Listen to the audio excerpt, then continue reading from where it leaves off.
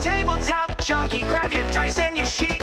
Bringing fire to the table, every session's elite. On YouTube screens, yeah, he reigns supreme. Rolling crits, telling tales, he's the king of the scene. Lights, camera, minis on the map. Dungeon map spread while the players chat. He's the maestro of mayhem, the master of lore. From space fights to dragons, he's never a bore. RPG, strategy, horror, and fate. Tabletop Junkie, always serving it great. You want rules, he got stacks and stacks. Breaking down systems like a battle axe. Roll with the junkie, dice in the air. Streaming those sessions with epic flair. From critical fails to nat 20 highs. He's the game master, bringing truth to the lies. Watch the magic, feel the flame. Tabletop Junkie lives this game. On YouTube, where legends are spun. One-shot campaign, it's all in fun. Every upload's a quest, every click's a ride. Whether haunted house thrills or a starship glide. Got that homebrew heat and classic class. Characters deep with a tragic past, pulling you in like a plot twist drop. You blink once and the story don't stop. With monsters, mayhem, mysteries too. Roll for initiative, he's coming through. Tabletop Junkie ain't just for show. He's teaching, preaching, let the good vibes flow. If you geek out hard or you're new to the game, his channel's the forge where you earn your name. Roll with the junkie, dice in the air. Streaming those sessions with epic flair. Fantasy, sci-fi, horror, delight. He's rolling deep into the night. Click that sub, hit the bell. You're in for tales that the bards will tell. Tabletop Junkie, game on, let's ride. We live in these worlds, we ain't just outside.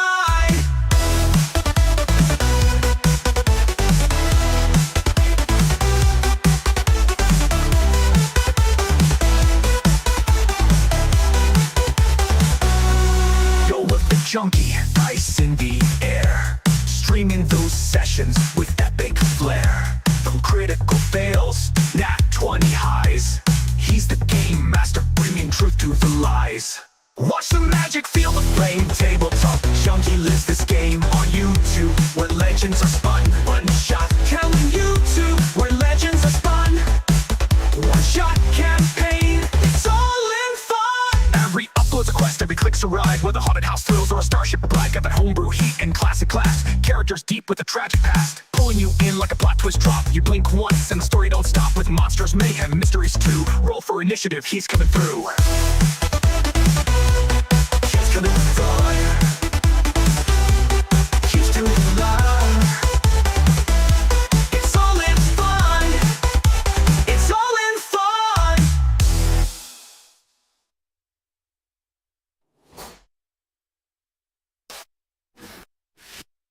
Faithful Junkie, Amon.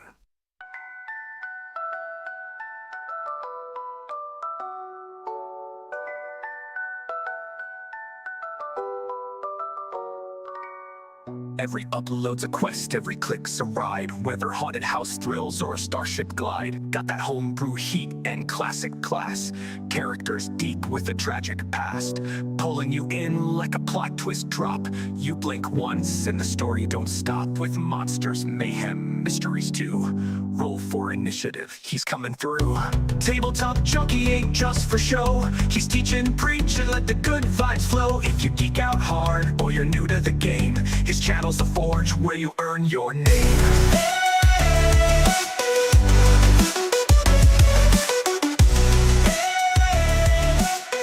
His channel's the forge where you earn your name.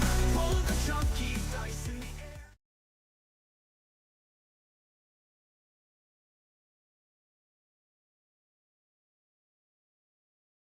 Hello everybody and welcome to, welcome back to Castles and Crusades. We call this the Witches of Elfheim chapter. So, we've been missing a lot. We do apologize. We had to take a little bit of a break. You guys will notice in my corner here, I do have something called the Summer of Siege. I'm actually advertising that, as that is something that we're actually going to begin June 6th. It is an event that I've been invited to host on my channel, and will be promoted, if I'm not mistaken, the people promoting it will also be TLG, Troy Lord Games, the creators themselves of Castles and Crusades. And so that doesn't start till June for a lot of us, so we're still 3 weeks away from that. This is the first Friday. third Friday away from the next Friday, where we are going to be running a homebrew game called Alarion, the 12-Fold Realm. So, and we will be on a continent known as Althamar, or Althamir. Althamar? I can't remember the name. We'll figure it out, but it is a continent that is known for the crowns of kings. And we will be telling an epic story for that. But until then, I have a story right here called The Witches of Elfheim. It is I'm not sure what 8th level is considered, maybe mid-level? Mid to high level? It is a 8th level adventure. And pretty much we have a party full of 5th level and 6th level characters. We're going to go through each and every one, and everyone's going to introduce themselves. Let's go with Mrs. Tabletop. Hey everybody, I'm Mrs. Tabletop, and I'm playing Angela Star something. And Angel Starleaf. Oh, Not Starleaf. Angela. Angel Starleaf. There you go. Yeah. She's horrible at naming, but she knows it. But we'll get her there. We'll get some real elves. Names. Elvish names. Anyway, Chris, you're up. I am Spartacus, and I am playing the character, as soon as my screen catches up with me, a Emerin Underhill, a mystic, which is basically a combination of cleric and wizard, halfling. I'm actually probably, you know what, Chris, you're inspiring me to make a Tabletop Junkie journal or a Tabletop Junkie magazine. We're going to call it the Table Junkies. And I feel like we're going to do a lot of homebrewing multi-class type character names. So to let everyone know what a mystic is, he's basically just a cleric wizard hybrid. I allowed him to name the hybrid classes for that, but yeah, he's basically playing a cleric wizard. But instead of saying I'm playing a dual class of cleric wizard, we're just going to call him Mystic for short, because it's a lot more easier in campaign to say. And Angel Starleaf is an elf ranger. All right, Tails, you're up. Hey guys, I'm Tails, and I'm playing Valzareth, the Drow assassin illusionist, and I intend to be at your service. And I hope you come up with a better name than something illusion. I don't know.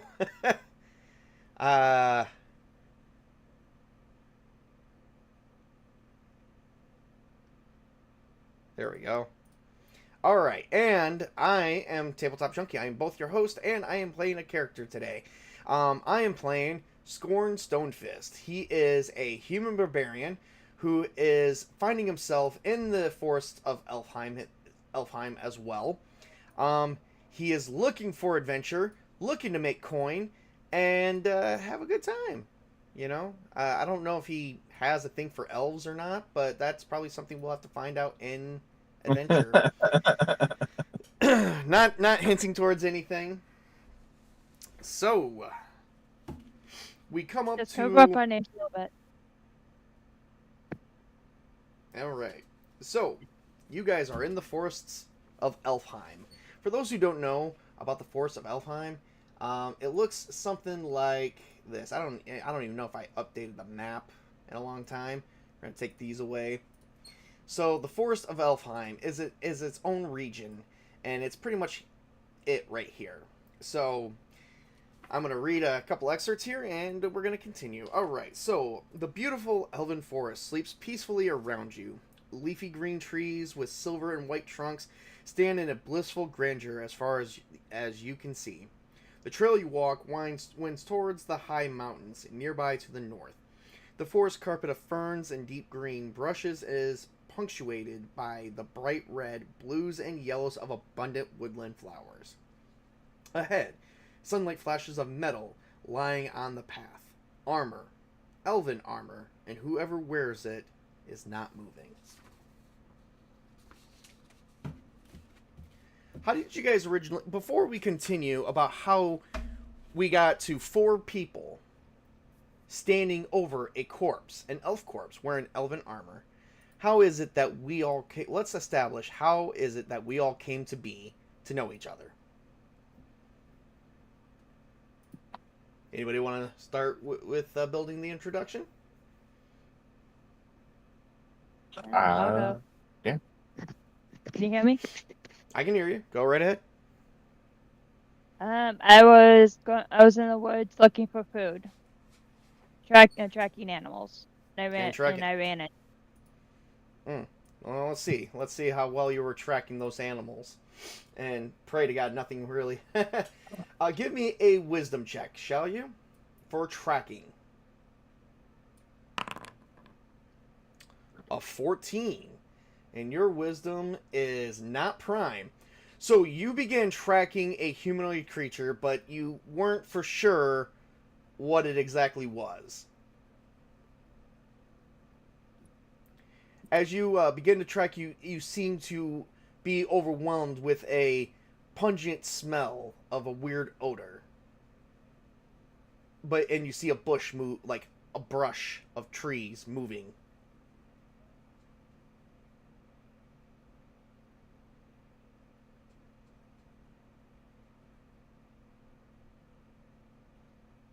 This is stable.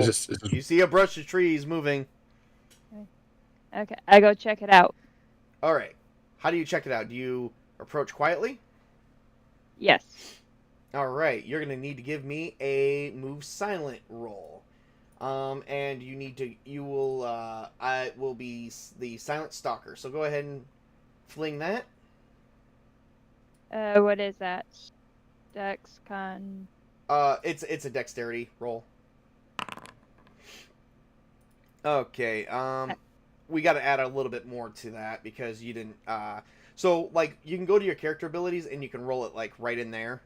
So let's see here. You just you got your level, you got your dexterity, but you didn't add your extra bonus you get. You get plus 2 extra bonus for that. That's 12 and 13. So you did roll a 13.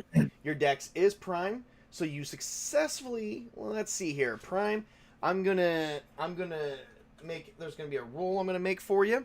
And it's going to be at a CL of 6. Unfortunately, it means I have to roll. Crap. Whew.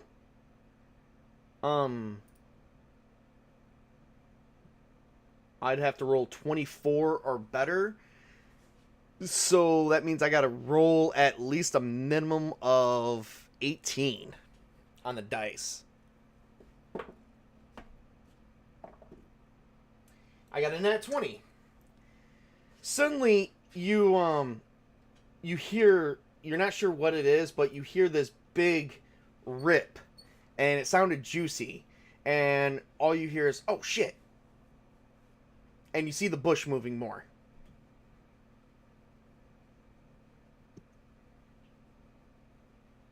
I say, who's there? You see a head of a man, bald, perks his head up and says,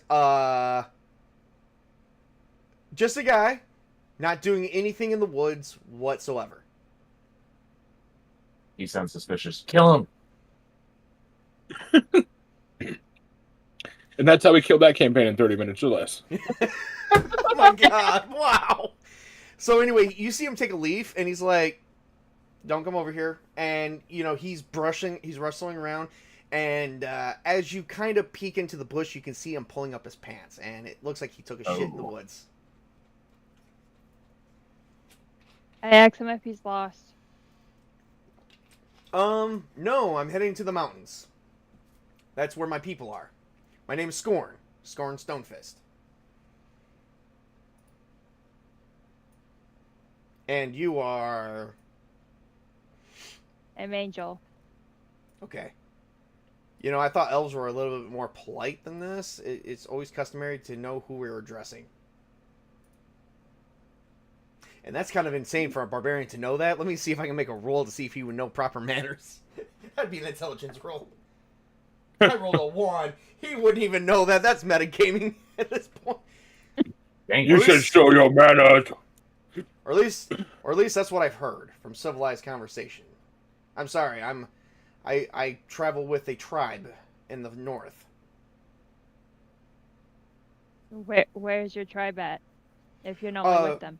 Well, I broke away from them to travel to an elven village. I wanted to see more about elves. I met dwarves, orcs, half orcs, maybe seen the occasional gnome and halfling, but I never encountered an elf before, so this is my first time. And I heard there's a town near here called Riverfell. That is a pretty good town to actually meet elves at. Oh, if you want, I can travel with you. All right. Well, let's begin traveling. So this occurred 48 hours ago. Along that 48 hours, there was a crazy person in the woods that managed to make their way out of a hole in the ground. The hole actually opened up into a bigger cavernous hole as he made his way up and gazed upon the sunlight like it's his first time seeing. He is dressed in very good leather armor. And Chris, make me a wisdom roll, please. Okay. 1 second.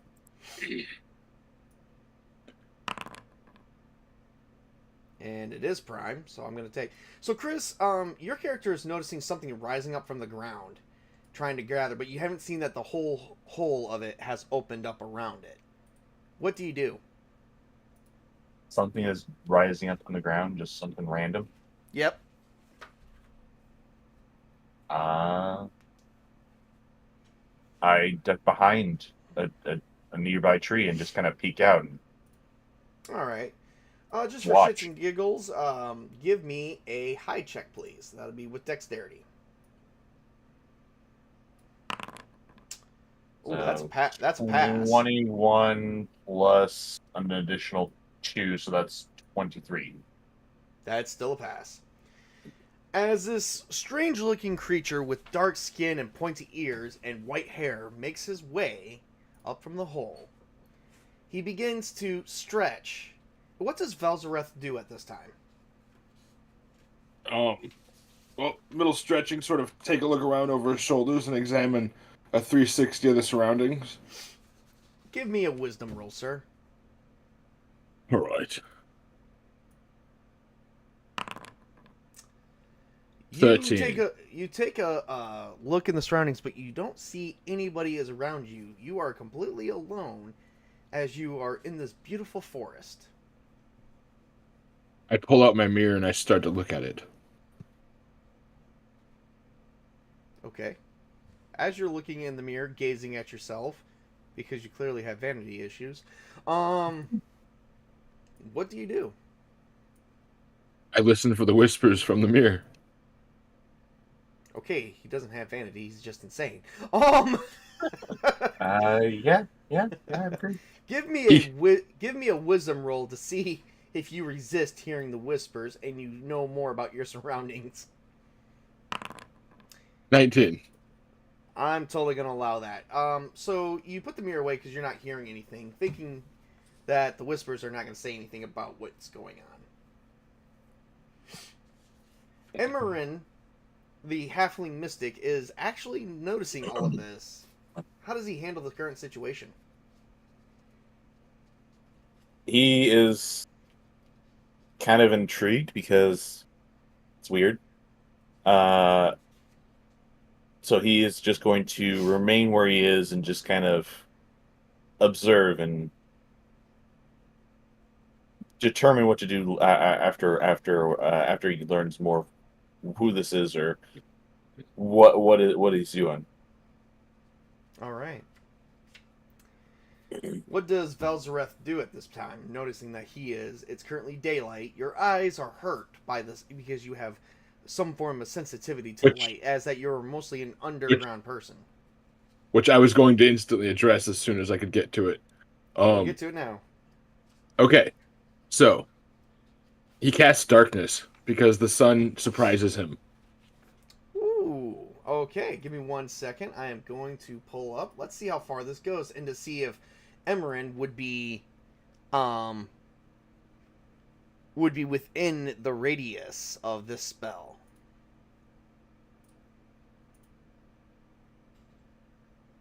Let's see here.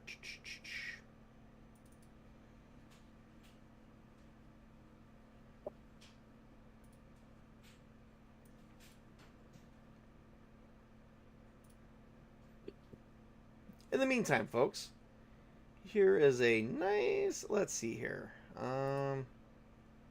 Nope.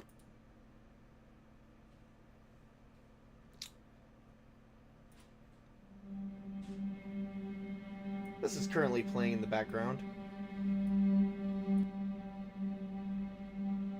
Alright.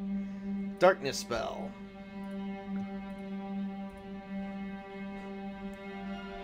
There we go. So you casted Darkness, which is a 50-foot radius. And this is just your basic spell from your... Is it a spell-like ability? Yes. It's a spell. Okay, so... Okay.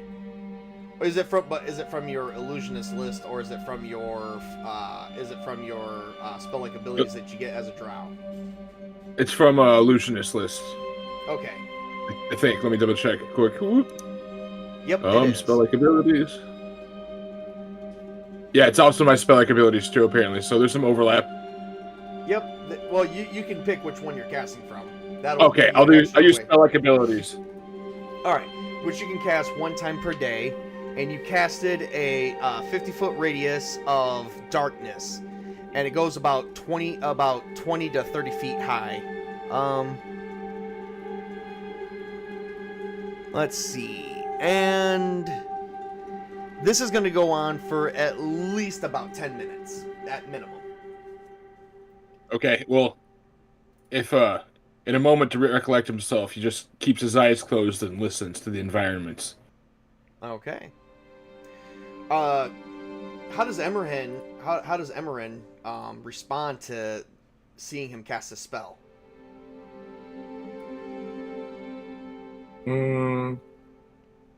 He's wary. He doesn't know if he can trust this, and so he's gonna probably back off and kind of go another way.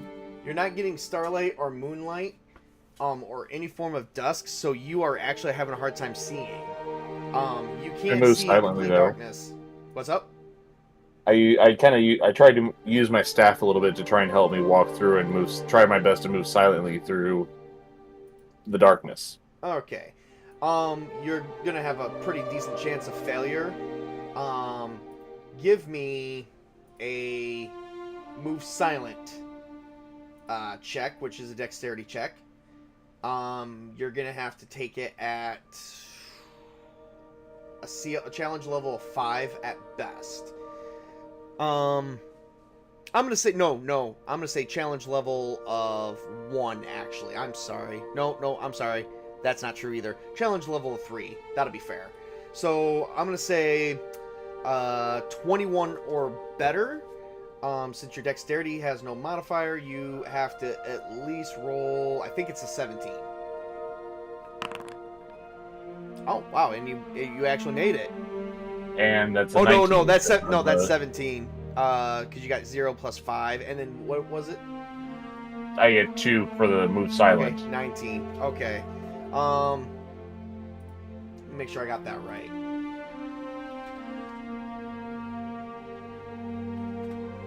$16 or better, actually. So, yep, you actually managed to find your way outside of the spell of the radius of the spell, and you see this big dome of darkness just surrounding this entity, or this person in white hair and dark skin, for at least a good solid, 10 minutes before it finally collapses. What do you guys do now? Well, he's crazy. Bye-bye. And walk away. Oh, okay. All right. Give me, Chris, a wisdom roll, please.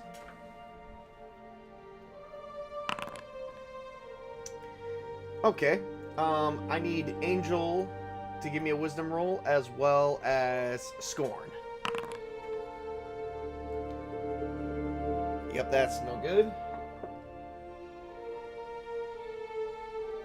And okay, so as Angel and Scorn is making their way through the forest towards Riverfell, Scorn picked up on the tracks of some crunching. It alarms him.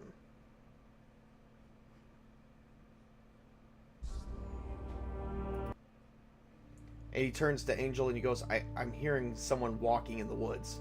We're not alone. What kind of sound is it? It sounds like someone's just casually walking and moving brushes around. How close do you think it is? I can't determine that. I don't know. Could be. He moves the brushes, and he's like, could be really close. And suddenly he looks down as somebody ran right into him, because this person is only standing about roughly 3 feet high. And Emmerman, and Scorn is about 5 feet high. And he looks down around his waist and he notices a little person wearing probably some robes. And is covered in holy symbols. Emmerman and Scorn see each other and make eye contact for the first time. Good morrow to you, sir. Angel, weird things are happening. I think I just found somebody. It looks like a halfling. Yes, it is. Oh. And what are you... Oh. And are you friend or foe? I am a faithful follower of the gods Yenna, Selena, and Kethis. So. Oh, that doesn't answer my question. Are you aggressive? Are you hostile or friendly? Let's just say if you don't get on my bad side, I'm not going to hurt you. Yeah, that's still not answering my question. He looks at Angel and goes, I think this person is stupid. What's your name there, little one? Emmerin just kind of just glares up at the big guy and just kind of takes a deep breath, shakes his head, and he then turns and addresses Angel and just says, I am Emmerin Underhill, at your service, maiden. I think he's ignoring me. I am Angel. And I...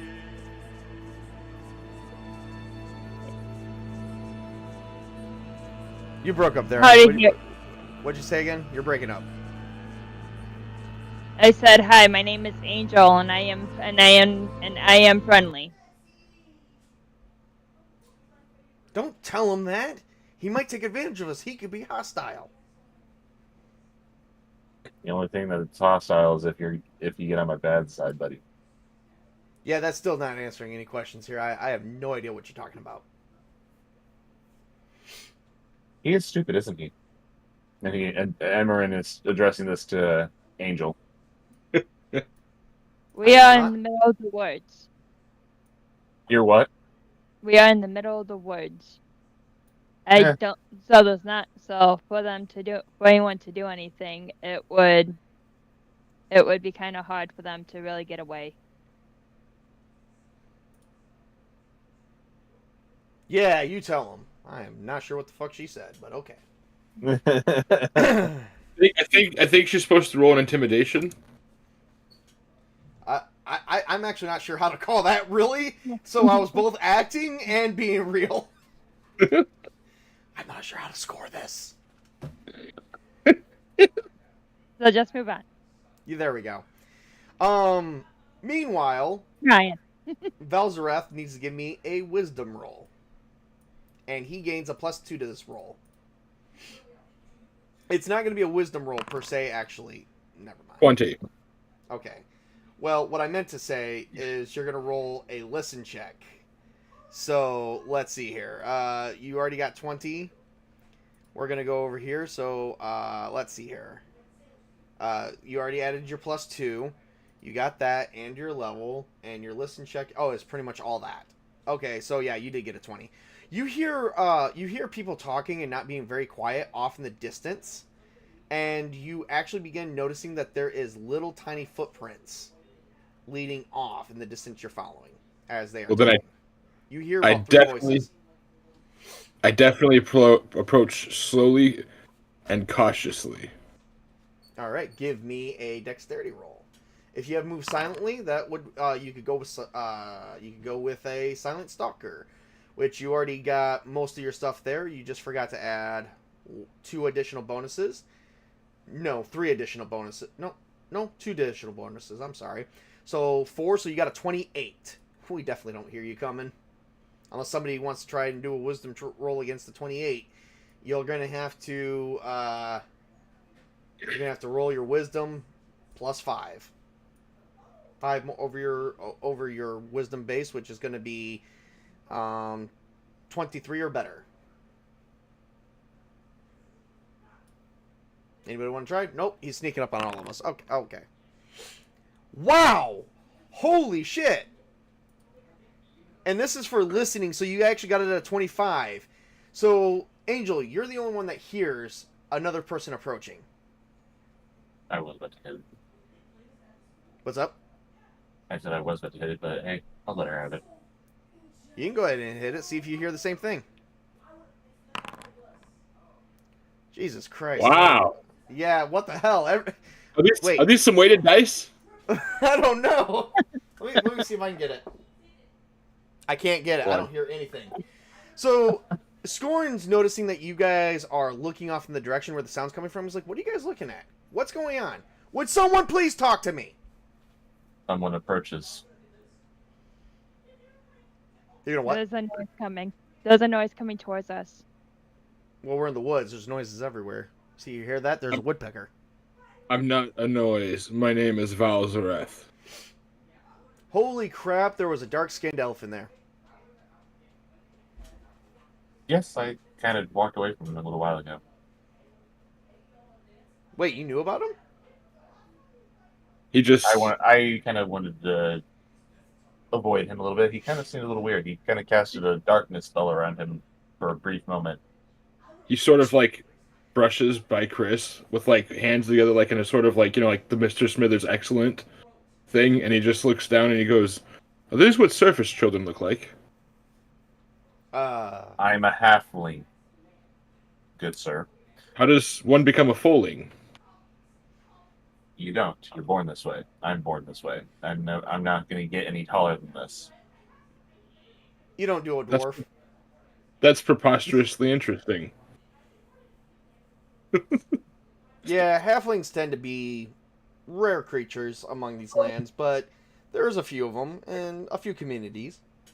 They're kind of like gnomes.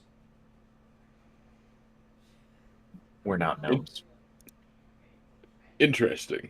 But no, you're kind of like gnomes. But we're not. But you got similarities. There's a reason why my people like gnomes more.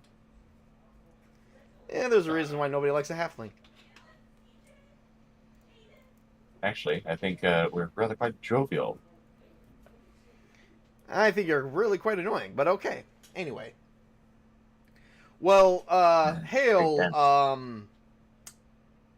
dark-skinned sir. My name is Scorn Stonefist, and this is my compatriot, Angel Starleaf. We just met, like, a few hours ago, and then we met this little thing, and then you. We're all heading to the village of Riverfell. Would you like to come with us? Well, We're only a few nice days to meet walk you. north of here. Well, nice to meet you. I'm Velzareth, Mirrorborn of the Hollowed Choir. And yes, it would be gracious to accompany you. All right. Well, let's go, everybody. and off the adventure begins. You guys spend a couple days together, probably make camp. Oh, hang on just a second. Before I say this, I have to actually play this one. I've been waiting for it.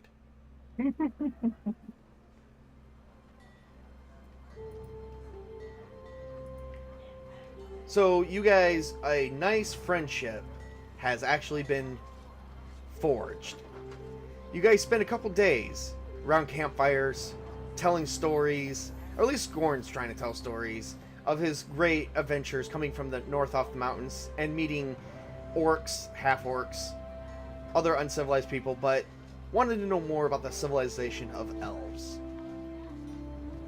You guys spend the next 2 days journeying till you come to the body of this elf. You as the sun glistens on the armor of the fallen warrior, and the elven blood is spilt onto the land of Elfheim. Scorn looks around and goes, "What do you think happened to him?" This is a little cheerful for what we're playing. I guess look around to see if there's any indication of what happened. Is the body like fresh or kind of dry looking at this point? It kind of it looks like it's not been done recently, like at least maybe the last few hours to a day. Okay. Well then Vel takes like whatever like coagulatedly blood out of this corpse and smudges on a fragmented mirror and sort of like walks off into the bush staring with the runic blood drawn in the mirror. That guy's not quite right. Who, Velzareth? I think is great. I think he's quite awesome. What makes you think he's not quite right? He's a funny fellow. But I guess everyone that the gods create, the gods mold, have their quirks. Bold words coming from, 3-foot creature such as yourself. Is this guy not going to end with the short jokes? No, I'm going to keep going with them. Angel, what do you think? I look and see if there's any footsteps or anything that where I could tell what happened. You find none whatsoever. But you do find a trail, and it looks like it leads off to a village. And you do see a sign that says, "Welcome to Riverfell."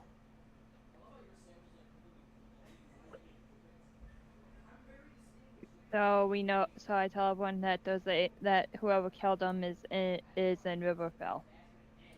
Could be in Riverfell. Okay, could be. Not sure because there's no tracks leading to Riverfell. Meanwhile, Velzareth needs to give me a wisdom roll. Okay.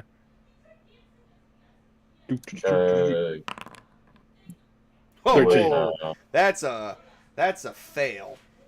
So you are off into the bushes, talking to the mirror, and what do you think the mirror's saying to you right now? Well, he's currently hoping the voices can direct him to the body, but it's sort of like a roaring echo of whispers and like scratching glass.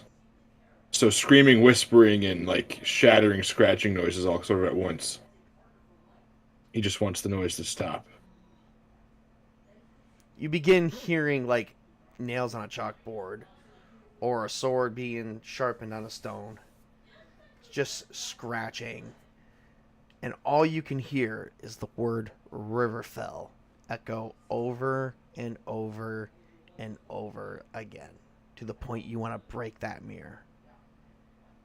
Give me a wisdom roll to see if you can resist breaking the mirror.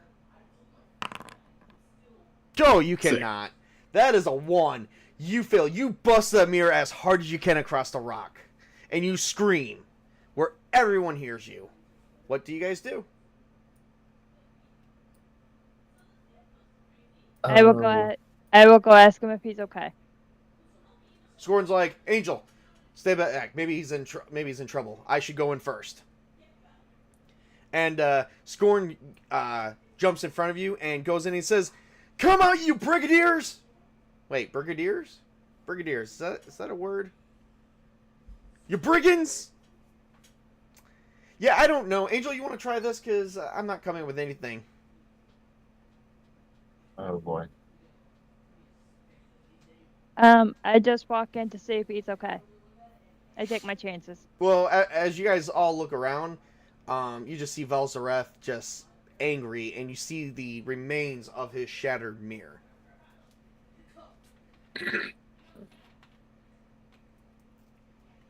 I ask him if there's anything I can help him with. And he sort of starts slowly looking over to her while, like, sort of sweeping the mirror fragments together into a pile and then pouching it. We have to go to Riverfell. Well, I mean, there is a sign that kind of we noticed earlier when you walked off. Then let's go. Like, recollecting himself, but, like, distant sounding. Okay. Alright, so you guys make it to the town of Riverfell at high noon. In the village, the delicate elven dwelling mirror the grace of their people, yet the faces of the villagers reveal great sadness. You soon are led to an elven maid, whose veiled grace and beauty outshines all others present as the sun shines the stars. As you guys make your way into town, you've already been spotted.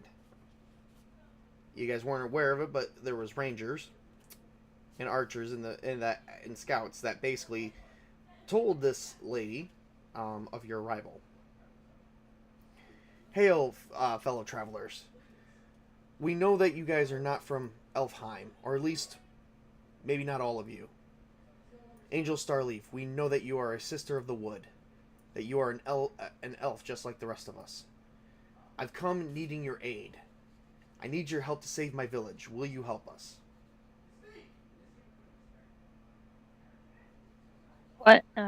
What do you need help with? Well, the realm of Elfheim is in danger. We're constantly attacked by an evil cleric with 3 elves from our current village. These are 3 elven females. Originally, they have no power. However, this cleric, who goes by the name of Rob, has kidnapped these girls and is planning on using them as vessels for an evil spirit.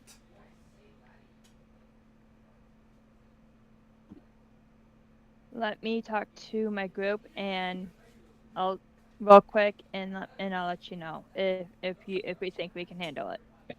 If you guys need a place to stay and a place to congregate, we can provide that. If you do decide to help, we are willing to prepare you guys with free food and lodging for the day.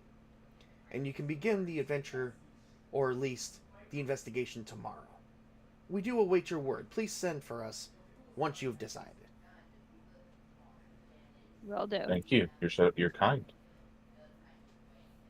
I just want to announce also that upon entering the gate, you guys have lost a drow, but gained another halfling in blue robes. Oh, dear Lord. Well, what did you do? Did you cast a disguise spell? Alter self, yes. Oh, nice. Let's see.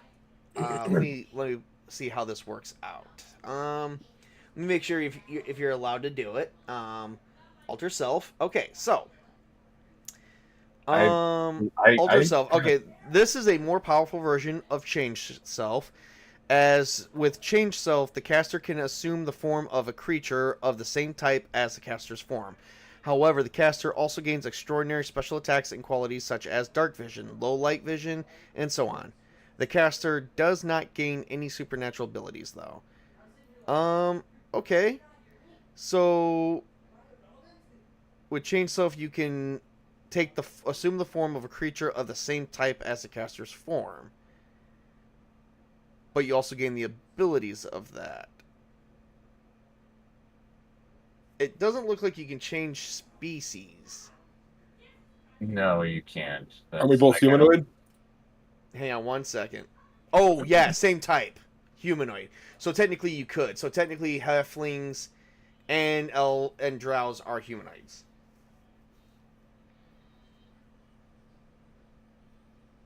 Hmm. So yeah, this would work, and this is gonna last 50 minutes. So a new halfling has appeared.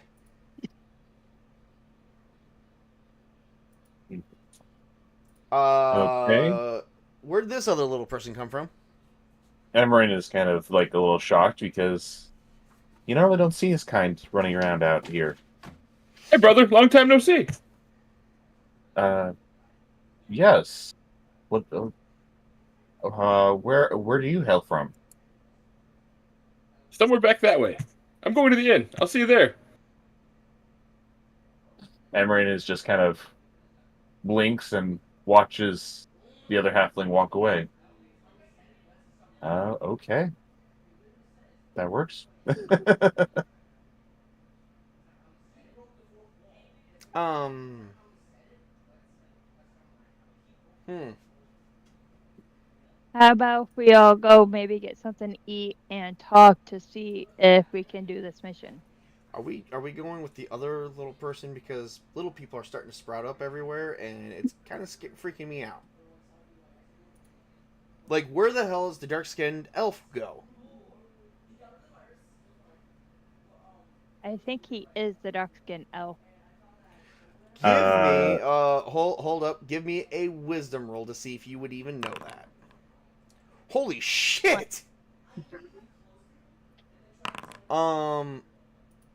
Yeah, Chris, you failed. Give me 1 second.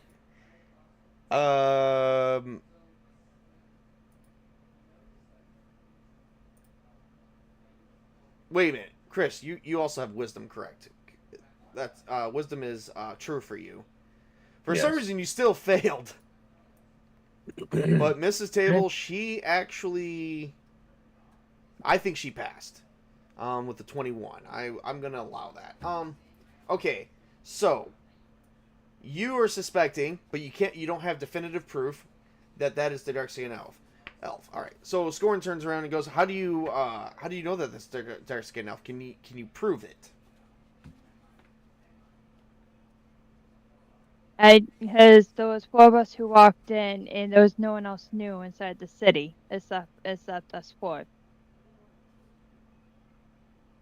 Okay. That doesn't explain how he was able to change his form. There are If he was, spells out there that can allow one to alter their appearance, so it's not out of the possibility. You know, like I said, he did. The Drow did earlier cast a spell to conceal himself in darkness. You know, Emerin, I sometimes don't feel we can trust you. Because how do we know that you're not the dark-skinned elf, and that the real version of you turned into that guy, and you became and you're the dark-skinned elf turned into Emerin to fool us? Well, for one thing, is I don't know how to change my appearance yet. You I'm working say on it. that, sir. You say that, I- but you know about the spell. I know of it. I just have not learned it yet. I swear Interesting. upon I swear upon the goddess Yenna that I am not. That I am who I am. Yeah, I'm an atheist, so it doesn't really work. But yeah, okay. So he swears upon. So what are we talking about? Oh. And Emerin just kind of like covers his face with his palm. All right, let's begin. Let's get something to eat. Let's get something to eat. All right. Well, I mean, they're gonna feed. They said they would feed us if we agree to this journey. Are we gonna agree to help out the village or not? I say we do. It is my duty as a devout follower of Yenna and Kethy's and Selena to do my duty to help those in need. Hell yeah, I'm down for that. Let's kill some shit. I agree. We should help him. Okay. So violent. Hey, man, it's the way of my people. We think there's honor in battle. Very well. But first, So I go, there's ale. And he goes, I was told there was free food and I would like some ale. I would not be surprised if he also threw in there, and women, and which someone nearby says, "We didn't say that." No, but if I'm gonna save your elven females, I would like an elf to procreate with. For experimentation reasons. You do know that half elves do exist, right? Wait, what? They do. And Emerin just looks at Angel, and she's like, "Where did you beat this guy?" Where we always meet people in the woods. Okay, let's go. All right, so they begin feeding you. They don't bring in any elven women because, unfortunately, it's not that kind of village. But they did bring what they would consider as elven ale. Let's see, kind of ale would elves have? I'm gonna look up in chat GBT real quick. I like using that as a tool. It's an awesome tool. Ale.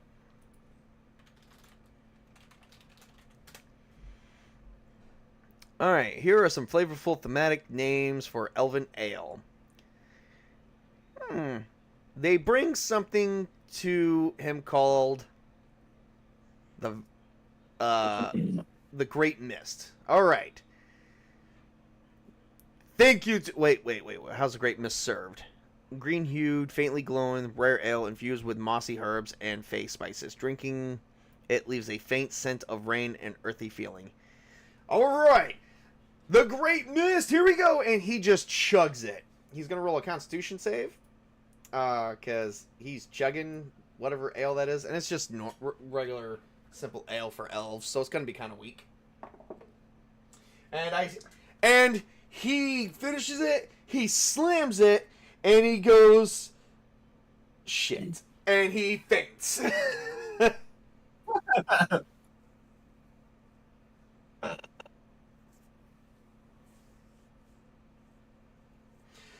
So, by the end of the night, he is asleep, and a few elven people, carried him to a bed. While the maiden comes to you and says, thank you, fierce warriors, thank you, outsiders, for saying that you would save my village. My name is Vena, and I am the head of, I'm one of the leaders here. The matron, the matriarch. However you guys want to see it. Not all of you guys are elves, so I don't expect you to be accustomed to our ways. As you can see, your friend thought he could handle some of the simplest. Sorry, that was out of character. That was. Oh, I'm sorry. I was kind of into it, so I was going with it. Hello, Grief. But I was asking, if they were getting to refer to if we should refer to it as what, matron or matriarch of the village. Anyway, if you guys would like to know where this evil cleric, which system are you playing? The Siege Engine by Castles and Crusades, Siege Engine one. Because there was a Castles and Crusades 5th edition, but nope, we're playing Siege Engine. If you want, there should be a link in my description. If not, Chris, can you get the nice guy a link if he's interested in what kind of game we're playing and what game we're playing? He's never even heard of it. Sorry. He's never even heard of it. Okay, why don't we take a quick break? I'm gonna at least we're gonna take a 5-minute break, and we will be back in 5. Our new audience here, the link for Troller Games so he can look it up. All right, we'll be back, everybody.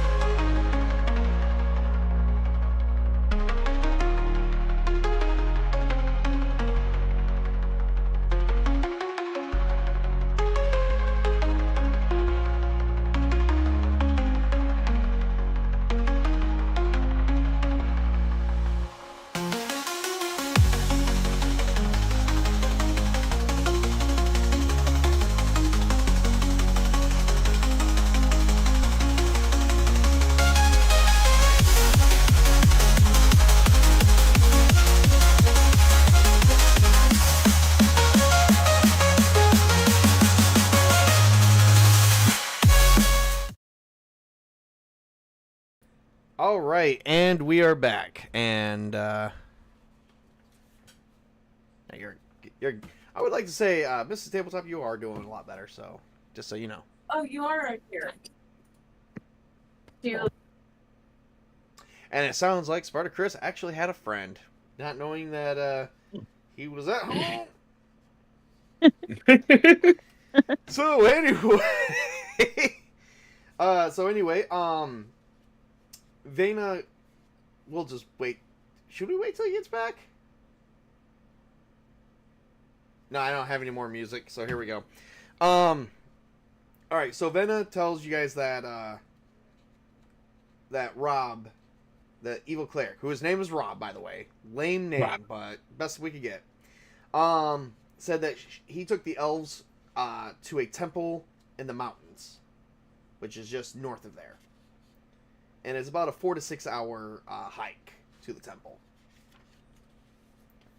So after hearing what I have to say, do you guys?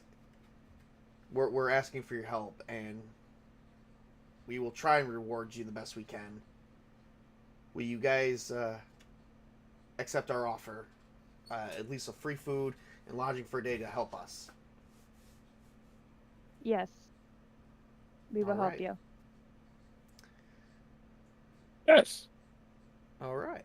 Now at this point, I would like to let Velzareth know that he is currently out of his disguise, unless he's been recasting a spell multiple times, because this has been a few hours. What have you been doing? Have you been recasting that spell? Only in closed spaces. Okay, because it's only because you casted it once, which you only got 50 minutes the first time, and you can cast it a total of, what was it, Alter Self? You Yeah. can cast it a total of 3 times. So you lost the ability to do it at this point if you've been doing it up until this point. No, I haven't been actively doing it. Only like when we go to like tight social spaces, we're like, Okay, well that would be this. So Velzareth is currently Yeah. outside of his disguise then. And well, Scorn's already knocked out, so he can't say anything. Does anyone else notice how suddenly the other halfling that's been kind of coming and going is now gone?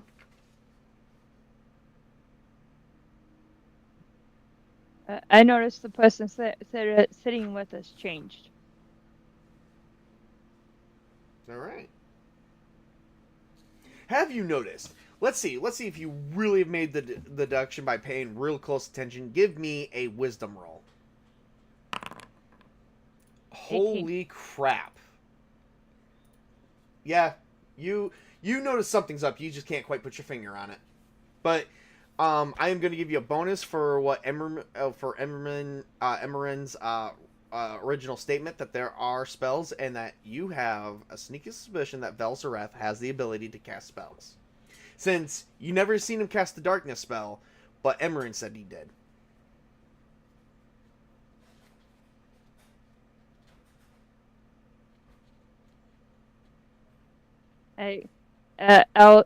Elves are really good.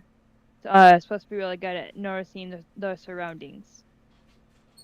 Except you notice that he's not an elf. With him being dark skinned, you know he's a drow, known as a dark elf.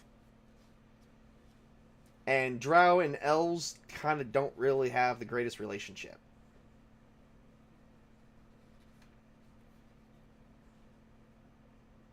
I'll be friends with people until they try to kill me. Okay, I'll accept that. Alright. So, as the night begins to go on, I assume that everyone is going to sleep and get well rested for the journey ahead. And as everybody begins to sleep, sleeps throughout the night for the next 8 hours, and the sun begins to rise, the whole town begins to wonder if you guys are really going to take up your offer on going to the temple and save the cleric maidens, or save the elven maidens. Scorn wakes up and goes, wait, is he hungover? Oh, shit. Maybe.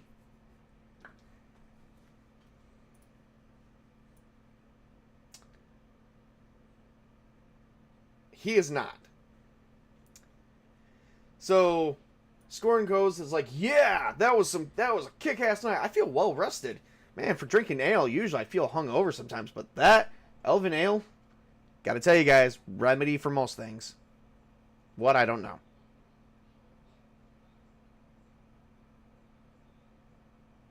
I say we should go downstairs, get some breakfast, and then head out. Sorry, No, that's fine. You're good. my This sister, she lodging. just kind of dropped in. Oh, that's fine. The lodging is all on one floor. I'm interested in what breakfast at the surface looks like. Well, I guess I could eat.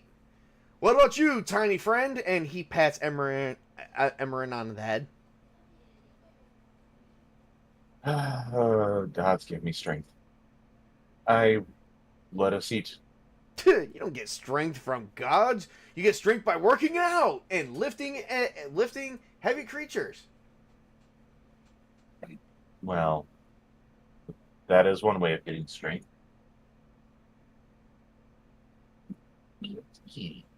All right, so as you guys had the elves bring you head out into this room. Elves bring you guys food. Of course, this food looks more kind of like vegetarian and not your typical meat and grease. However, there is things such as chicken, but not in the traditional chicken that you would see. It's nothing I have an issue with. Tastes like a chicken. Bell snips.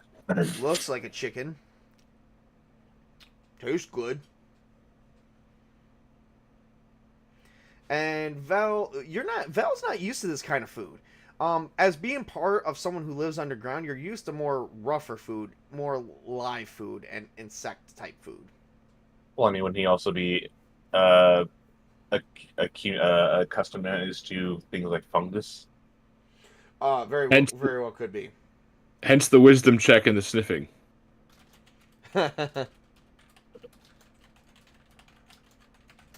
Like, Fungus, interesting. insects, burrowing creatures. A lot of stuff that drows. I did look up to see if drows could come up with anything, and they do have good food source in the Underdark and most worlds, such as mushrooms, fungi, insects, rats. Yeah, he's never seen that. Like, this is the best food he's ever had.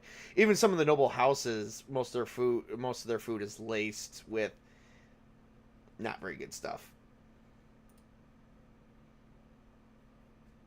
Yeah, best to get a weird giant like cow alternatives or oversized bugs and lizards. And even Yeah, that needs a little rough. I don't think. Well, give me a intelligence roll. See if you know what a chicken is, because you're not used to that.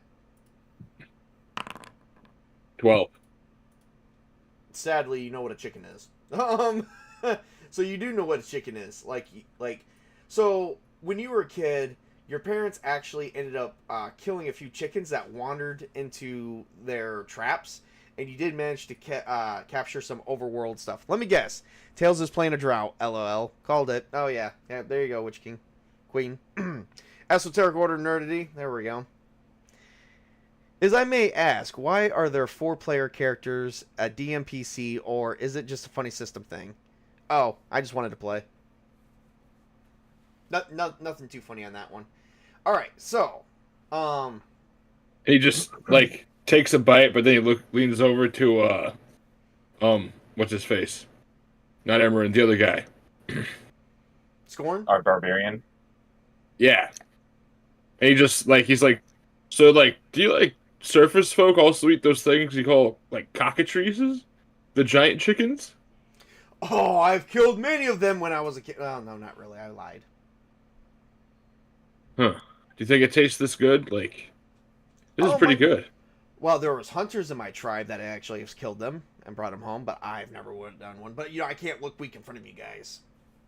Why do I keep talking like that? I have no idea. It's okay. Maybe in our adventures, we can hunt one down ourselves and give it a try because this is actually opening my senses and curiosity. I think I heard that there is a giant turkey that's taken over a village somewhere in the down south.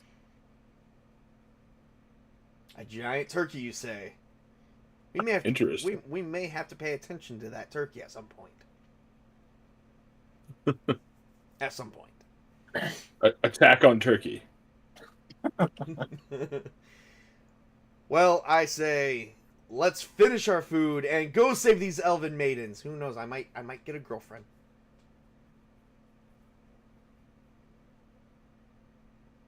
Or an elf friend. Eh, I'm in. yeah, there we go. See, he's with it. Let's go. And he's like, "Whoops, forgot my food." And he's like, he's just finishing it as he's ready to walk out the door. I'm cold. Why are you hugging me, Olsen cat? Ow! Claws! Chris, stream. I don't know. No, sorry. My cat is like jumping onto my armchair, and she's wrapping her arms around my neck. Huh. Okay. And digging her Alright. claws in my neck. So after you guys finish your breakfast, you guys begin to head out towards the direction of the temple. You guys walk for a good number of hours. Let's see. What's the fastest speed that anyone can go? Let's see. 30 feet. And 30. you're unencumbered. 20 feet. And I don't know what your encumbrance is, but we'll just say not a problem at the moment because you're still bringing stuff in. This was kind of a last minute stream, so I don't expect you to have all that done. Same for... I'm just now finishing my spells. Oh, yeah, yeah. Alright, so the fastest... So, we can only go as fast as our slowest character, so... It's going to take every bit of 6 hours to get to the temple. You guys leave about mid-morning, almost, which is halfway between sunrise and, after sunrise, but before high noon. And you guys do manage to, within 6 hours, so about late afternoon, you guys make it to outside the gates of what looks to be a temple. You do come to silver double doors that are 30 feet wide overall. They are orientally carved with 4 scenes and stand silently shut. The outer walls of the temple are vine-covered, stone, and above 20 feet high. At the corners of the south wall, delicate domes rise about 10 feet above the walls. Seriously? Okay, so Interesting architecture. what do we do? Are there any noticeable like penetration points or like patrols? There is not. Is there any traps? You guys, as you look for traps, you don't find any. It is Any completely hidden doors? unguarded. There is no hidden doors.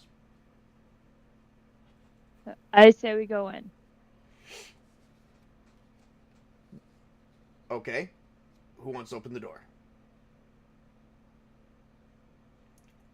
Emery, I'll do can it. you grab that door for us?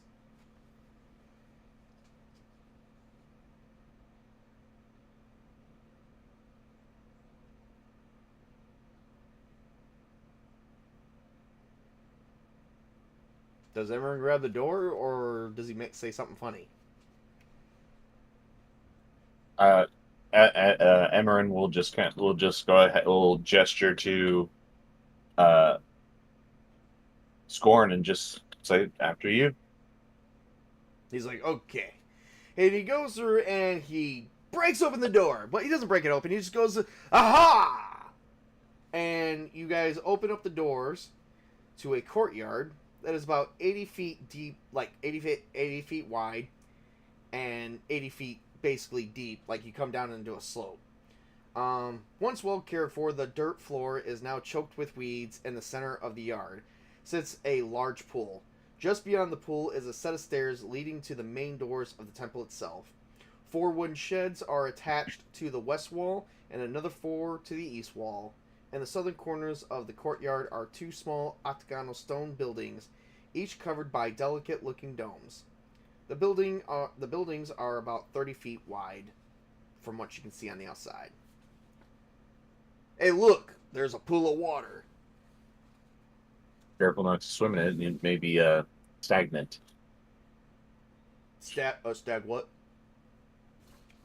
Stagnant, meaning that it's not healthy. Healthy what? It can make you sick. I have an intelligence of 10. I don't think he knows much. Yeah, he's not understanding what you're saying. Make me sick what? When you puke or have diarrhea. Oh, we just call that having a good time.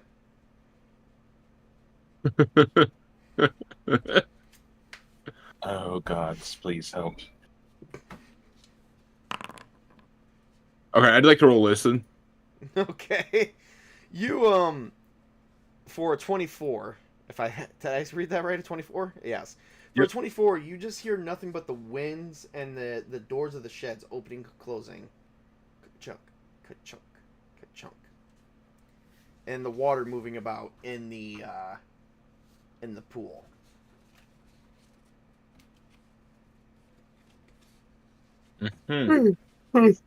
He just slowly walks towards the pool then.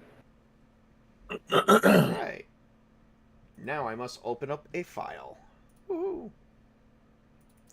Great. We just set something off.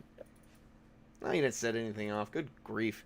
Now that everything's a trap, Chris. And besides, I have senses and saves against it as a drow. I'll be fine. What color or flavor is the door? What color or flavor is the door? Oh, I'm gonna kick you for that. You fucking asshole. Can I check for traps? You could definitely check for traps. Give me an intelligence roll.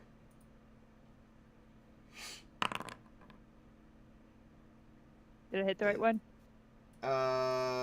You did. Let's see here. Hang on one second.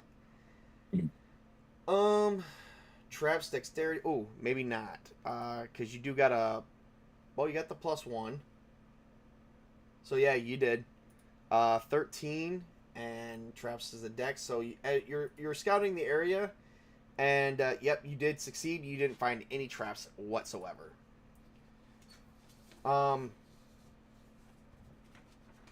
So, Velzareth, you approach the pool, about 40 feet long and 30 feet wide. Its stone rims rises 3 feet above the ground. The water within has bone, brackish, and putrid, but also looking glossy and pitch black. Do I see a reflection? You do not.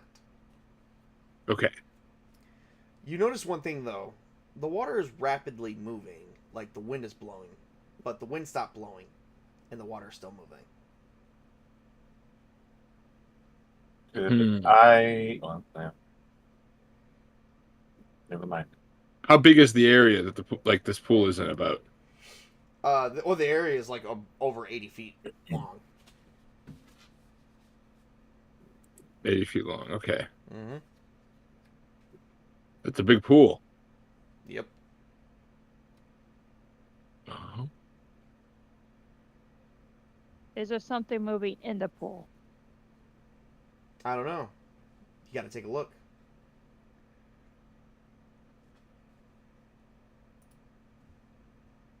Okay, I go up and look and see if I can see anything moving. Give me 1 second. I gotta pull up a book now. Yeah, I'm just looking for something quick.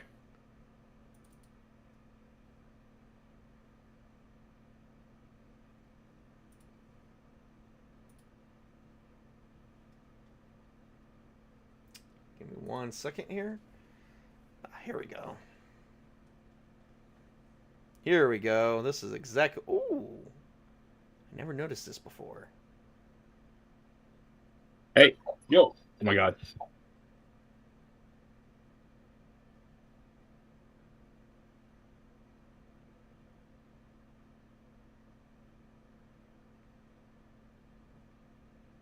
Okay.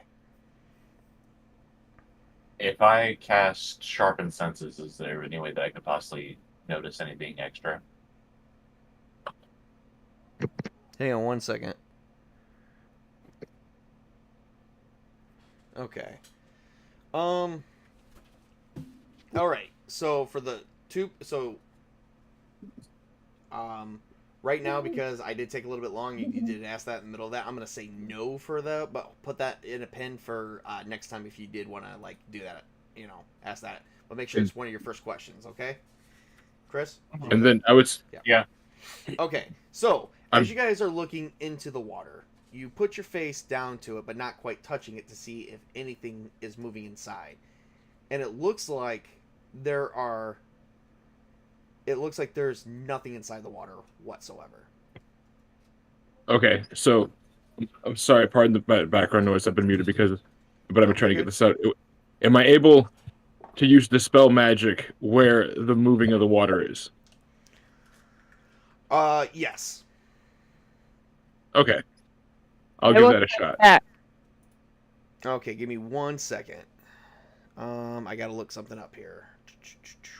I will, and I'm gonna step back while he does that. Okay. Yeah. I'm just sorry. Yeah. Rumi's dog has storm anxiety, and so I love those storms. Here we go. You're gonna cast a spell magic. Okay. Spells or spell-like effects is what it is. Okay, cool. All right, so go ahead and cast it. ding. All right, so you make a few hand gestures and you say some words and you cast the spell, and just like the water just moves a bit more rapidly. And you didn't notice it, but it's going to get a little bit of a jump on you because you took the time to do that, and it is going to attack you first. Okay. So, my question to you, Tails. What is your AC? My AC is combat 15. 15? Okay. This does hit. So suddenly this geyser of water just comes out, but it does something weird. It doesn't just come out and go straight up. It curves and blasts you like right in the... let's see here. Blasts you like right in the leg. You take massive damage to your leg. You're going to take roughly... Hold on a second. Alright. 9, 12, 15. You're going to take 19 points of damage to your right leg. I'm dead. No, you're not. You have like 25 points of damage. But you were, but that leg is pretty much well hurt. And then suddenly you notice that this water of dark all right, I gotta go, but okay. You notice that this water is beginning to curve, and it jumps out right up out of the pool, and it is basically taking the shape of a strange-looking creature. Anybody who knows, anyone who's got an intelligence can roll it to see if you guys can try and guess what it is.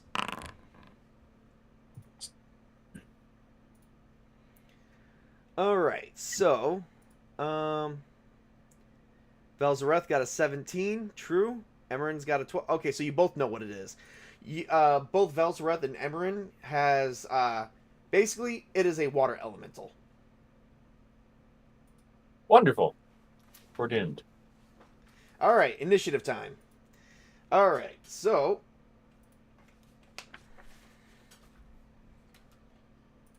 now initiative is just 1d20 plus your dexterity. Oh, just hit Dex. No. Just add 1d20 plus your dexterity. If you add dex, you're going to add your level with it too. All right, so You said Storm got a 1d. 12. Plus what? Plus your dexterity modifier. So, yep. All right. So all right. So oh Jesus, we got I some got good rolls 22 here. just being prime matter or not. No, Okay, then yeah, just 22. 22. Nice. Emerin got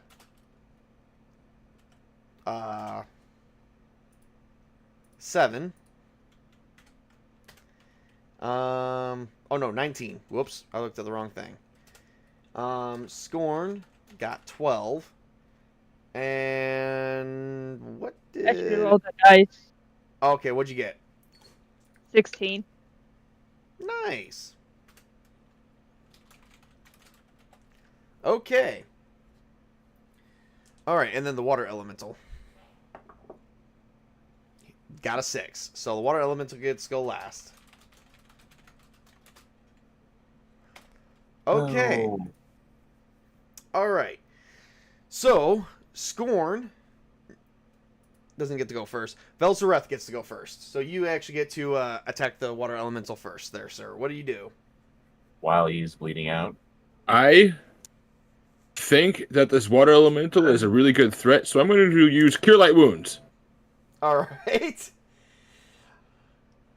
I don't have the stats for my thing yet. That rolls 1d8, that's all. You heal 5 points. Okay. Or 6 points. You can do 6, so you're at 12. All right, that was your turn. What does Emerin do?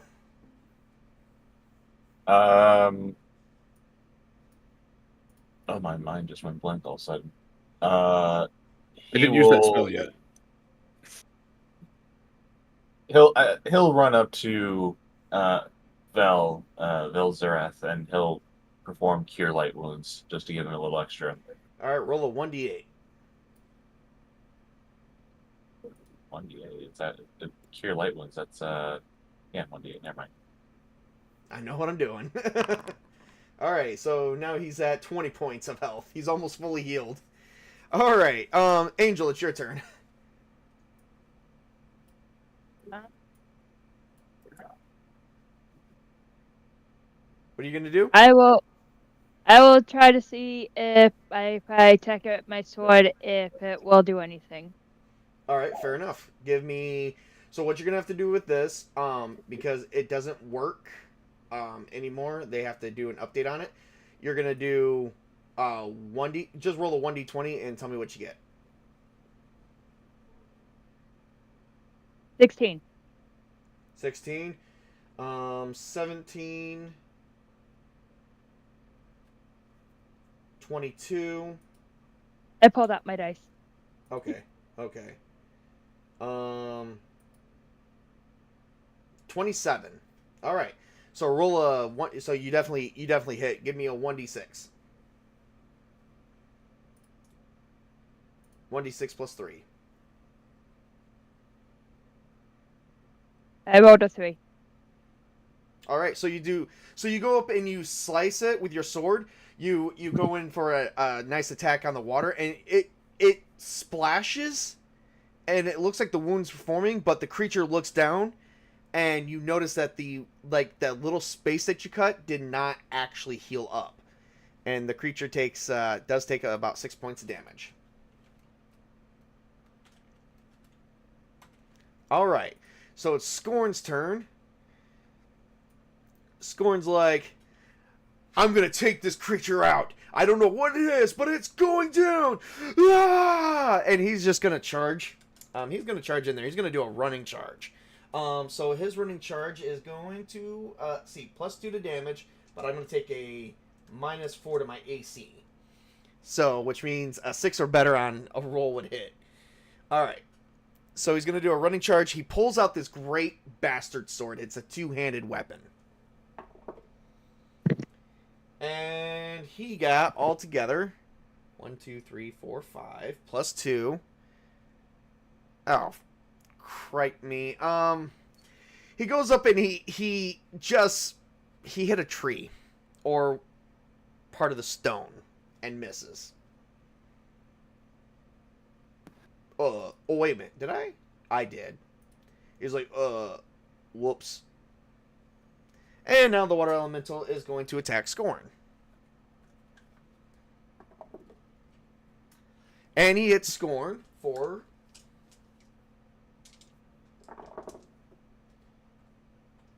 10, 14, 15 for 19 points of damage as well.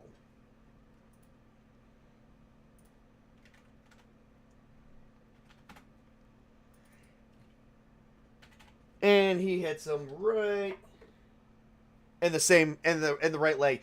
He brings around one of his arms and he whips him and he's like, ah, and suddenly blood is rushing down. He's like, this creature is very much a formidable foe. All right. Velzareth is next. What do you do? I'm just going to find this one spell's descriptor here.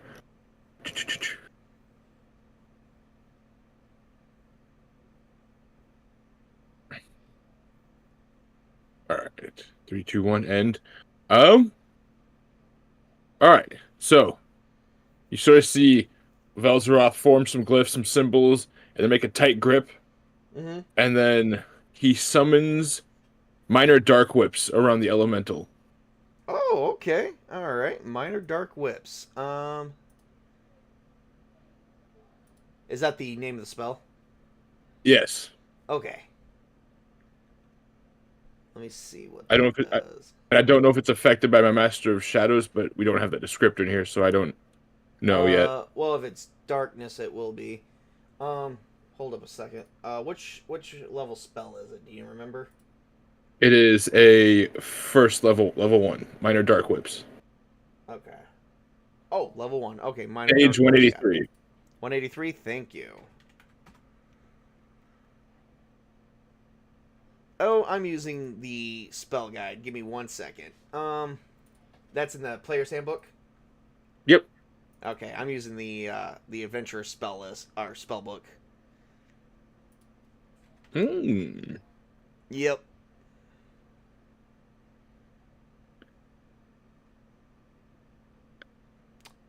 Am I on 183? Nope, I'm on 182. Whoops. Minor dark whips. Okay, so the caster uses these tendrils as whips, striking anyone they wish to. The combined whips automatically inflicts 3 points of damage to anyone who fails their savings throw. The target is allowed a savings throw for each attack by the tendril. Casting the spell requires the caster's combat action for the combat round. The spell range is 5 feet. The duration is 2 rounds. An intelligence save negates it. The spell is affected by spell resistance. Go ahead and give me a d20 roll. Okay.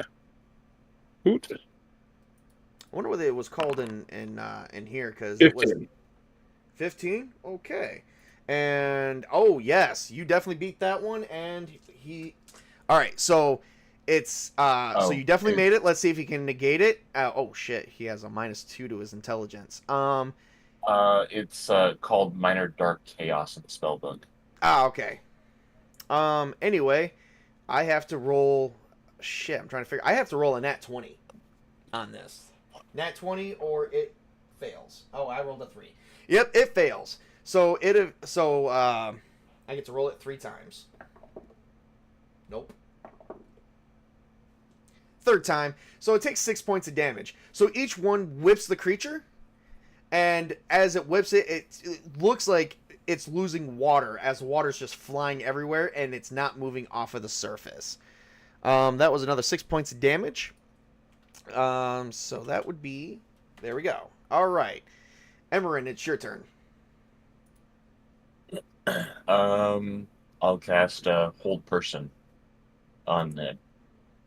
I believe that only works on people. But, I mean... Humanoid, medium size or less humanoid. Humanoid. Humanoid? So, this is not humanoid, but it's an okay. element. Yep. Okay, well then I will retract on that. Okay. Then I will. My mind just went blank also because I am distracted by stuff in the background. I will then cast Energy Fist. Energy Fist? All right. And what does that do? Do you know? It sends out a ball of energy from my hand that will strike the elemental once around every level, once 1 round every level of mine. So I'm 5 levels, so that's 5 rounds. All right. So you're throwing energy balls at it, and how much damage does it do?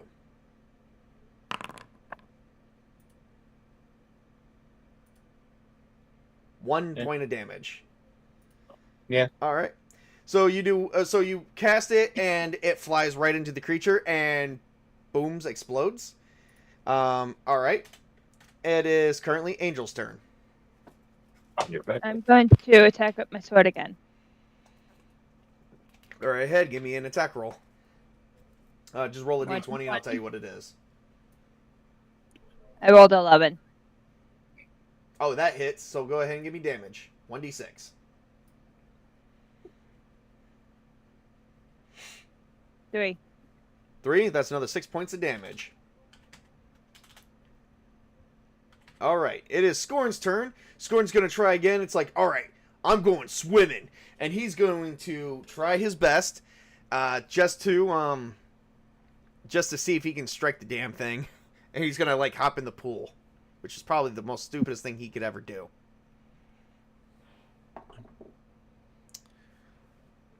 Except for some crazy fucked up reason that actually ended up working.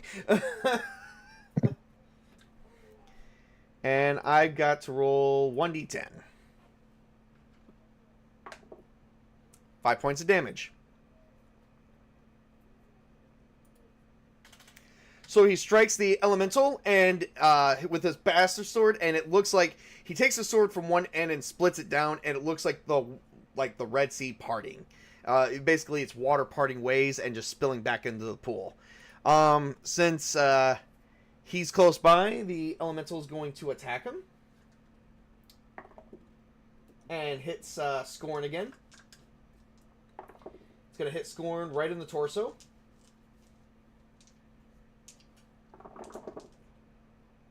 Four, 6, 8, 9. For 13 points of damage. And he's like, ugh! And he just like falls, like, he doesn't fall, he just like gets right into the door. Or not the door, the edge, I'm sorry. The edge of the pool. And he's like, huh, is that the best you got? And it's Velzareth's turn. And he's just going to continue the Shatterly battery for this round. You're Or doing does it like continue automatic? Does it continue automatically type of thing? let me see here. Minor Dark Chaos is what it's called. Because it said I had to, if I read it right and I understood it right, I had to make one for each tendril you summoned, and they each get an attack right then and there. That's why it takes up a full turn. A Dark of pair smoky tendrils comes from the hands of the illusionist, who can use them like whips. They hit automatically and each do 3 points to their victims unless the intelligence save is made. The tendrils last 2 rounds, and the victim gets a separate savings throw. Oh, for each attack by a tendril. Okay. Correct. Um. So I figured it was just like a concentration thing. Like I had to just keep Oh, at it's it. not. Oh, yeah. Basically, yep. This will be the last round. I actually gave you 2. Technically, I allowed you to do 2 hits last time, and technically I allowed 3, but you failed on that one. So this time you have to recast it. Again. Oh, okay. Well, if I'm at that point, then I'm just gonna stab the thing. What are you stabbing it with? My dagger. All right, go right ahead and give me a stab thingy. Roll a d20, and you add your strength plus your base attack, your strength, which is 0.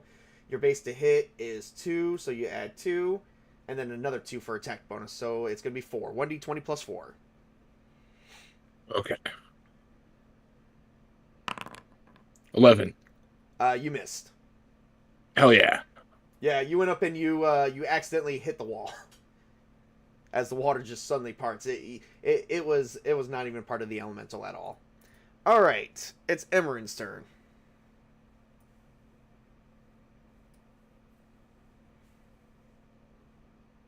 Where did Chris go?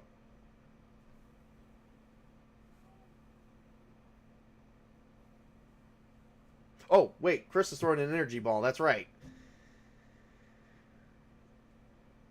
Chris? Are you still with us?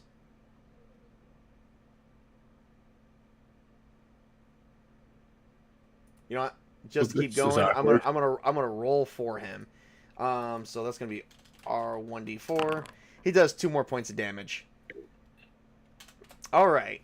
The ball goes up and just explodes a little bit. Nothing major. He's got 3 more rounds of that crap. All right. So it's Angel's turn.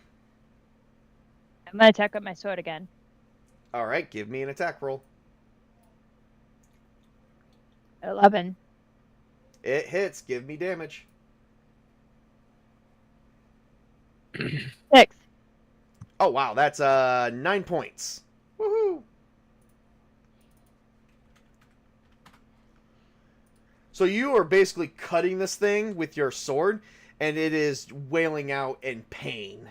All right, it is Scorn's turn. Scorn's like, we can do this, and he is going to attack.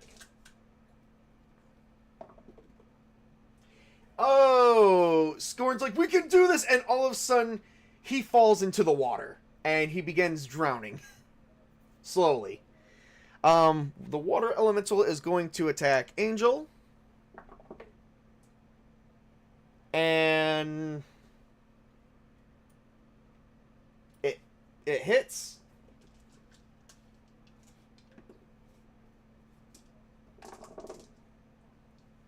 Oh, that was a crappy roll. Okay. All right, so Angel takes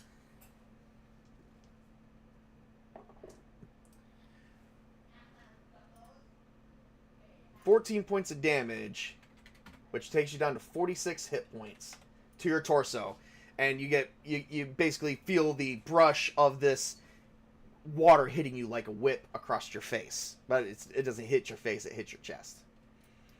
All right, and it's Velzareth's turn again. All right. Let's see what I got to work with here still.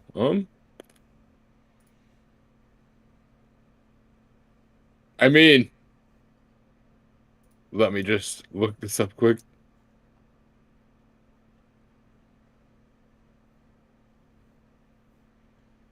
Three, Yep, take your time. 2, 1. I'm not finding the burning ground thing. That's why I haven't touched it yet. Oh, okay. Burning Ground, it's in the, again, I used the spellcaster, so the spell book, so give me 1 second.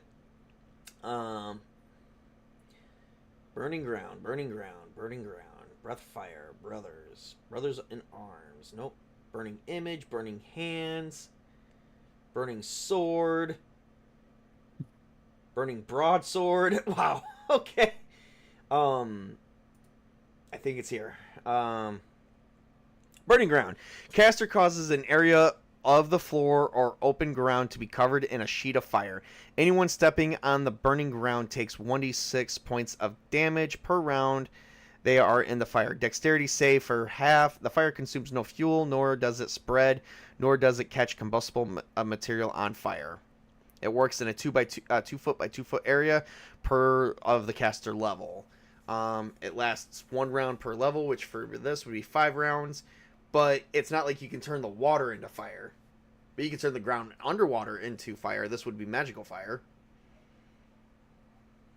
I mean, at this point, it sounds more assured than stabbing with a knife. It does get a dexterity save for half damage and a spell resistance. You need to roll me a d20 and tell me what you get. You don't add anything to it. It's just a 20. All right. 20. Oh, wow, shit, that works. So you go into the water, and you place your hand on the ground, saying a few words, and all of a sudden, at the bottom of this pool, turns into nothing but fire. In order for the dexterity save, I think, to take effect, the creature would have to move out, but this is the only area it has, so it can't do that. So the damage would be before it extinguishes, and yeah, there's no way I don't think it can do the save. And you already passed that. So your magic basically fuels this. So I'm going to allow you, just to save time, roll 5d6, and we'll accumulate the damage for the next 5 rounds. This is going to be it for the next 5 rounds, but this is going to be, like, this is just it. So give me, yep. 16. 16 points of damage. All right. The creature is burning in this great. As the fire continues to burn, you do see like smoke's not rising or nothing, but you can see, and the water's not boiling, but you could tell that the creature is losing its form. It is Angel's turn. So the fire's only in the pool. Yes. Do you hop out of the pool? I wasn't in the pool. Oh, okay. Well, Scorn's in the pool and he's drowning. All right. So yeah, it's only in the pool. Alright, I'm gonna attack with my sword. All right. 1d20. 18. Oh, that hits. Go ahead and give me damage. 1. All right, that's 4. So you attack, and the creature is even losing more of its form. I need to give a dexterity save to get out, or I'm taking half 1d6 damage. So Scorn manages to make it out of the pool. And he's like, oh, damn, you almost singed my skin. He's like, You said you were a tough bastard. I believed in your words. fair enough. Fair enough. He's going to try and run to the other end of the pool, and he's going to try and attack it. He's just going to do a simple attack. And he fails. He can't even reach the creature. So it is going to be the Elemental's turn. The Elemental's well, since you set him on fire, he is going to attack you. Tails. You can set a water being on fire. It's magic fire. And so it doesn't get extinguished out, and the creature cannot put it out. It failed its rolls. Okay. Yep, so it's actually being burned. Is Scorn still in the water? No, Scorn made it out. Okay. Velzareth takes... Alright, so Velzareth gets whipped. Definitely right across his freaking chest. And is going to take... you should be at 20 points of damage, I think. 20 HP. But he basically takes you... Yeah, because remember, Chris healed you for another 8. But you take 21 points of damage, so you're at -1. Told you I died. You didn't die yet. You have to roll your death saves, which I do allow in here. But he whips you so far across the chest, blood just splatters everywhere, and you fall unconsciously. It is Emeren's turn. Oh, wait, Emeren, you still get that energy ball that goes for another 5 rounds. So give me a D6. What is that, D6 or D4? D4. Go ahead and blast that motherfucker. Do I get an additional? Attack? Yeah. Yeah, if that's like 5 rounds, I say you would get something else. Okay. Is there anything else you'd like to try? Shock bolt. What is that? Oh, shock bolt. Oh, okay. How does that work? Do you know? It is. So I have to look at it. Just sends out a bolt of electricity. Oh, okay. You know what? I've been waiting for you to use that because this is water. Electricity does crazy things to water and in water. Yes, All right. I know. All right, give me 1 second. I'm going to look up shock bolt. Nope. All right. The caster channels energy bolt into a bolt of electricity and it casts at a single target. The shock bolt deals 1d4 points of damage per caster level to a maximum of 10. So this is going to be, you roll 5d4s. It's 12. It does not set fire to combustibles or damage objects in the path. A successful dexterity save reduces the damage by half. Creature immune to electricity attacks takes no damage. And it does give me a 1d20 roll because you still got to roll against its spell resistance because spell resistance is allowed. And it's going to get a dexterity save. 15. Well, no, that hits. And nat 20. So it's going to take 6 points of damage. And actually, because it's water, I'm going to make it 12 points instead of 24. So it takes an additional 12 points of damage. Or not 12, additional 6, which makes it 12. The creature is beginning to lose all its form once more. And the fire that was underneath the water has been extinguished since Velzareth is gone, or at least taken out, which he's going to get a roll here in a minute. And it's Angel's turn. He's not fooling me. I already know I'm gonna die, so. I'll try attack up my sword again. All right, go right ahead. Give me an attack roll. I got a 19. All right, that hits. Give me damage. By the way, I did try to tell while I was away. I did try to message you what I- I did do. I know. 4 Okay. points of damage. You slash it with your sword for final, and the water withers away and becomes nothing but mere gas. The pool water begins to actually evaporate, and suddenly the pool of water is now gone. Velzareth, give me a Constitution roll. All right. No more swimming. 7. All right, you're at -2. I go over and cure serious wounds. All right, and how much is that? Do you remember? 3d8. All right, so you are at Velzareth. You wake up finding yourself at 7 hit points.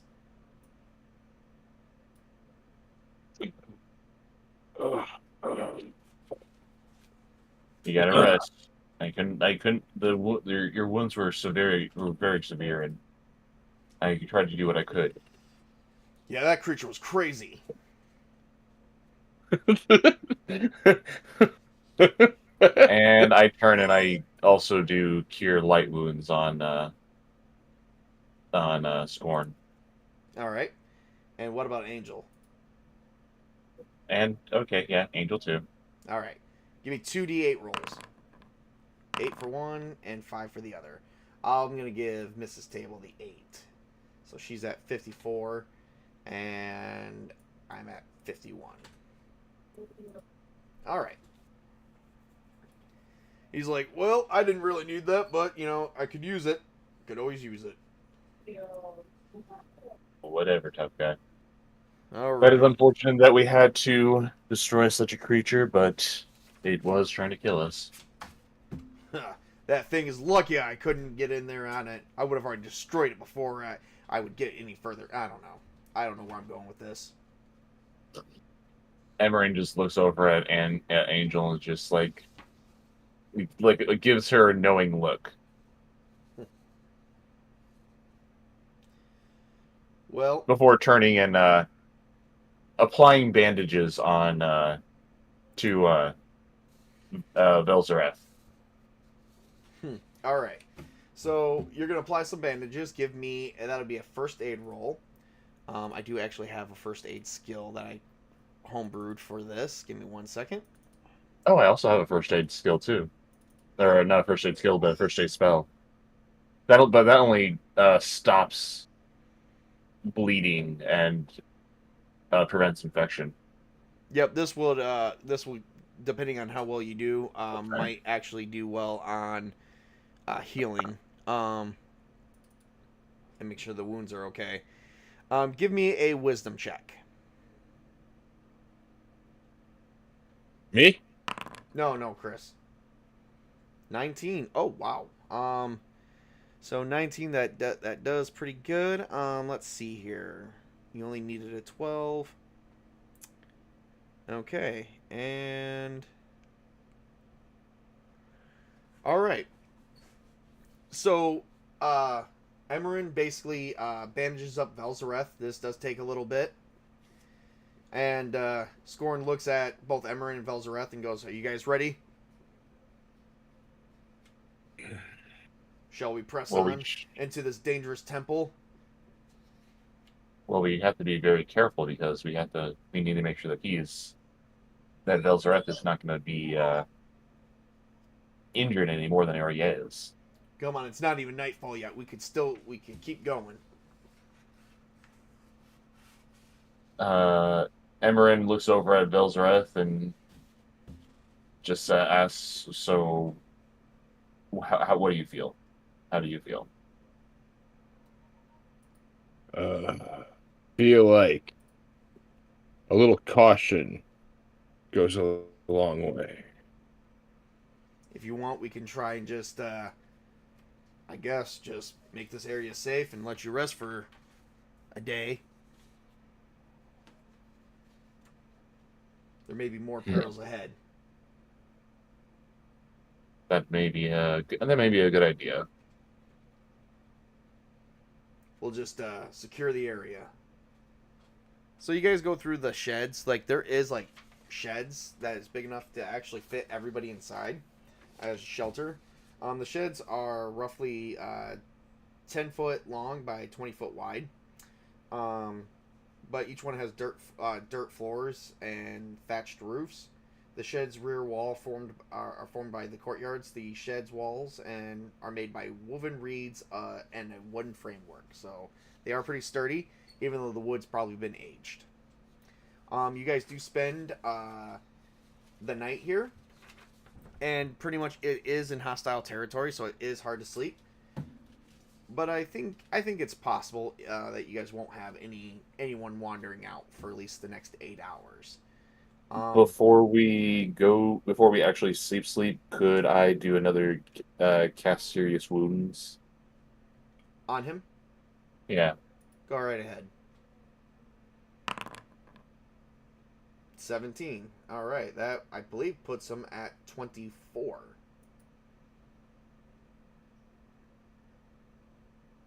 Yep. All right.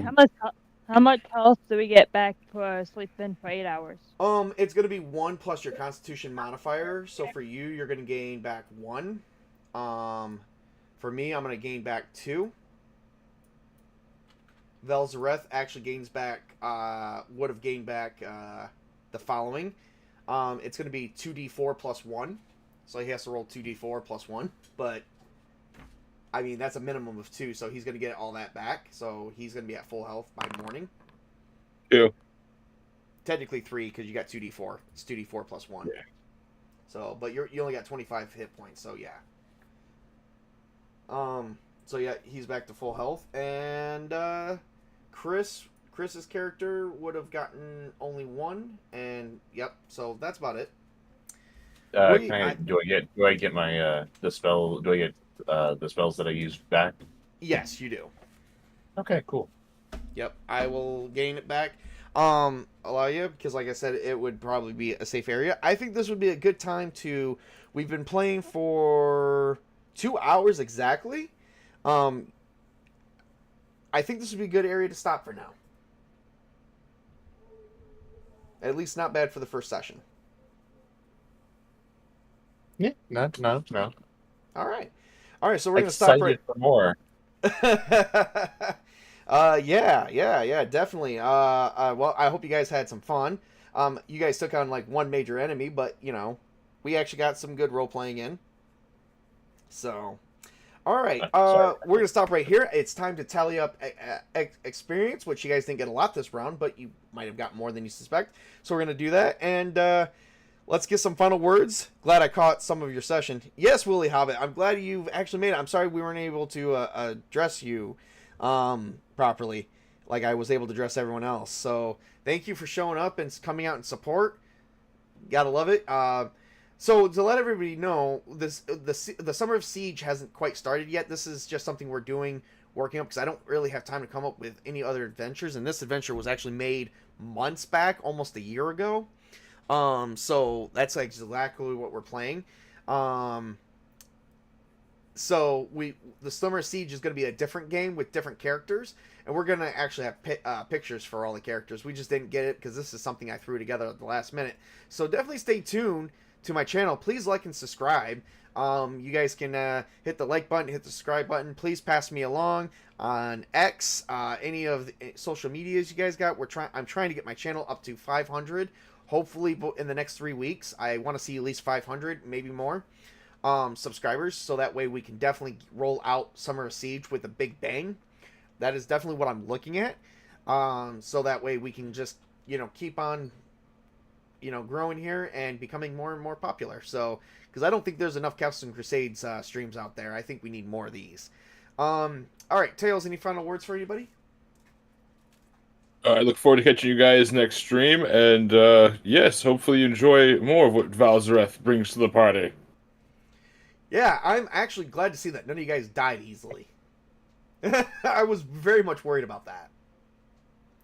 All right, Sparta For Chris. now.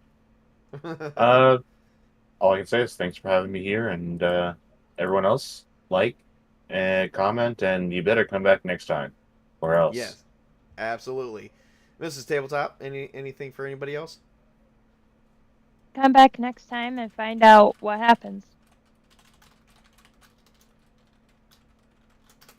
Definitely find out what happens. We got 2 more sessions before the Summer of Siege starts, and we start that other one. I think we can finish this in 2 sessions. I won't say why, but we will. I'll let you wonder. Meanwhile, enjoy this nice outro, and remember, everyone, to be good to each other and be kind. There's enough hate in the world. That's not what we're here for. We're here to have fun. We're here to have games and accept everyone for who they are. Thank you for watching. Remember to work hard, play hard, game hard. Game on, everybody. Have a great and wonderful evening. Have a great night and a great weekend. Thank you for showing up.